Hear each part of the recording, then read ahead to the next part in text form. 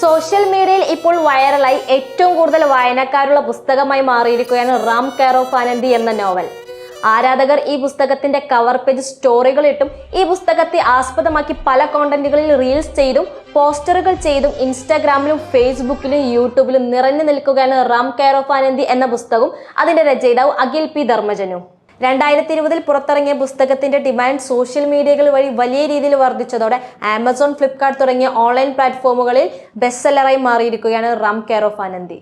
ഇങ്ങനെയുള്ള സാഹചര്യത്തിലാണ് പുസ്തകത്തിന്റെ പേജുകൾ സ്കാൻ ചെയ്ത് PDF ഫയലുകളായി വാട്സപ്പിലും മറ്റു പല സോഷ്യൽ മീഡിയ പ്ലാറ്റ്ഫോമുകളും രചയിതാവിന്റെ അറിവോ സമ്മതമോ ഇല്ലാതെ വ്യാജന്മാർ പ്രചരിപ്പിക്കുന്നത്. ഇതിനെതിരെ രംഗത്ത് വന്നിരിക്കുകയാണ് പുസ്തക രചയിതാവ് അഖിൽ പി ധർമ്മജൻ. പോലീസിലും സൈബർ സെല്ലിലും പരാതികൾ നൽകിയെന്നും വ്യാജന്മാർക്കെതിരെ കടുത്ത നിയമ നടപടികൾ ഉണ്ടാകുമെന്നും അന്വേഷണം പുരോഗമിക്കുന്നതായും രചയിതാവ് സോഷ്യൽ മീഡിയ പ്ലാറ്റ്ഫോമുകൾ വഴി അറിയിച്ചിരിക്കുകയാണ്.